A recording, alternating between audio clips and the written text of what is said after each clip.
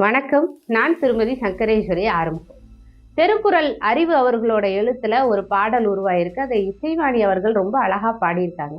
ஐயம் sorry Ayyappa, நான் உள்ள வந்தா என்னப்பா அப்படின்னு சொல்லிட்டு அந்த பாடல் கேட்டேன். சமீபத்துல எல்லாருமே கேட்டிருப்பீங்க, ட்ரெண்டிங்கா எல்லாரும் பார்த்துட்டு இருக்கிற ஒரு பாடல் தான். சபரிமலைக்கு பெண்கள் போகலாமா போகக்கூடாதா அப்படிங்கிற மாதிரியான அந்த டிஸ்கஷன்ல கோர்ட்ல கேஸ் போட்டாங்க. நீதிமன்றம் தீர்ப்பு கொடுத்துருக்காங்க. இது சம்மந்தப்பட்டு நிறைய பெரியவங்க நிறைய விஷயங்கள் பேசியிருக்காங்க. அப்போ தீர்ப்பு அப்படிங்கிறத தாண்டி, நம்மளுடைய கருத்து அப்படிங்கிறத தாண்டி தீர்வை நோக்கு தான் மனித சமுதாயம் எப்பயுமே நகரணும் அப்படின்னு நான் நினைக்கிறேன். ஆண் பெண் அப்படின்னு ரெண்டு பாலினம் வச்சோம் அப்படின்னா, பெண் ஆணுக்கான எதிர்பாலினம் கிடையாது. பெண்ணும் ஆணும் சக பாலினம்.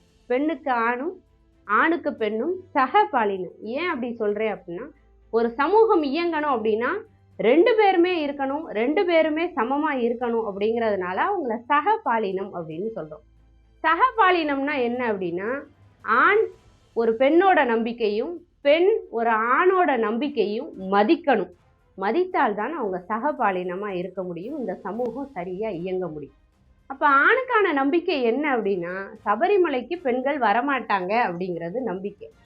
போகக்கூடாது, போனா தீட்டு அப்படின்னு ஆயிரம் காரணங்களை எல்லாம் எடுத்து ஓரமாக வச்சுட்டு தன்னுடைய சக பாலினமான ஒரு ஆணின் நம்பிக்கையை கெடுத்துடக்கூடாது, அதை நம்ம சீண்டக்கூடாதுங்கிற அறிவோடு அங்கே பெண்கள் போகாமல் இருக்கிறது நல்லது அப்படிங்கிறது என்னோட கருத்து.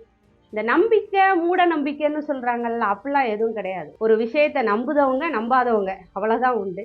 இந்த நம்புதவங்க நம்பாதவங்க ஒருத்தருக்கு ஒருத்தர் பழி சொல்லக்கூடாது, இழிச்சொல் சொல்லக்கூடாது, அவங்க நம்பிக்கையை இழிவுபடுத்தக்கூடாது அப்படிங்கிறது தான் மனிதனோட அடிப்படை நாகரிகமா இருக்கணும்.